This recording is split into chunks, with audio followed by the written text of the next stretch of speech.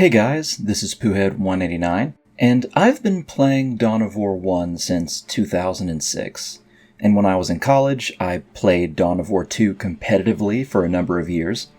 I never did own Dawn of War 3, we don't talk about that one, but as of the making of this video, Gamescom has announced Dawn of War 4, and I want to do a dive into it and see what we know so far, and what we can glean from the alpha footage we received during the very small showcase, as well as what news has been given out. First things first, Dawn of War 4's campaign will be set on the planet Cronus, which is the same planet used for the Dark Crusade campaign. We are starting off with 4 factions. The Adeptus Mechanicus makes its debut as a faction in the Dawn of War franchise, and we will also have the Necrons, the Orcs, and the Space Marines, of course, obviously the Blood Ravens chapter. There are 4 story campaigns, so a campaign for each faction, and there will be around 70 missions overall if we add each of them together. Recurring characters that will be returning are Cyrus, who was a scout sergeant in Dawn of War 2, and is now a company captain, and we shall also see Chief Librarian Jonah Orion, as well as Orc Warlord Gorguts, who is a fan favorite, and for good reason. The units, like the other Dawn of War games, will be fairly customizable with different armaments depending on the unit. Looking at the gameplay, however, it does not seem to put much stock in tactics or terrain. The fighting looks more like an amalgamation of charging the enemy at the right time with the correct unit. Hopefully they allow terrain mechanics beyond just occupying buildings. It is important to note that King Art Games are the developers of Iron Harvest, as well as the Dwarves game, which is a video game adaptation of the books called The Dwarves, which I quite enjoyed, the games. Looking at the screenshots, we can see that you likely capture requisition points like in Dawn of Wars 1 and 2, as well as power nodes. Obviously, the former creates requisition, and the latter gives you power, which have been the 2 main resources of the Dawn of War franchise. We see a unit population cap of 300 on the screenshot.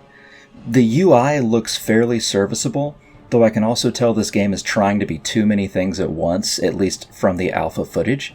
It looks slightly arcadey like Dawn of War 3, which people didn't like, and I don't blame them. And honestly, I'm not sure why there appear to be a few aspects emulating Dawn of War 3 after its poor reception. However, it also appears to be taking notes from Dawn of War 2, if the resources and the minimap are any indicator, as well as some of the graphics. And the sheer mass of units on the field is reminiscent of the first Dawn of War. Evidently, the developers are focusing a lot on dynamic melee combat, bringing back the unit executions that made the series so beloved in the first place.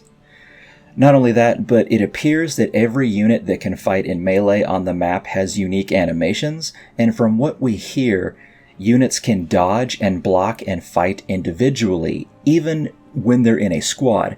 And if this is the case, that is a massive boon for this game, even if the alpha footage does look less appealing than I would hope. Like the original game, there is an army painter, which is always a plus. Like Dawn of War 2, there is a last stand game mode, which is you and others controlling hero units and fighting in a horde mode and gaining more equipment as you do so and survive. And of course, there is the standard multiplayer option where you can control a faction and fight your friends or randos online. There does not appear to be a huge amount of base building for your faction, however there does seem to be a bit more of it than in Dawn of War 2's real-time tactical style game. Notably, John French is the writer for this game, a relatively notable Black Library author. I have read a few of his stories, mostly his Agent of the Throne audio dramas. If this game fails, I doubt it will be from poor writing. But there is also something quite odd. During the beginning cinematic, it appears as if Captain Cyrus dies, yet during the screenshots and in some of the game's summary of the game, Cyrus is alive and well. Hard to say what that means, but there it is. Anyway, somewhat strange we don't start off with the Eldar, and it seems like this game looks partially promising if they add in a few more mechanics and try and keep the spirit of the first 2 games. Hoping to find out more information soon, but that seems to be all that we have today about it.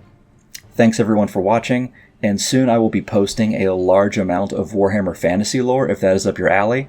Have a good one. Alright, see ya. Peggy 18. We have fought the enemies of humanity across 1,000 worlds. No respite, no remorse, no mercy.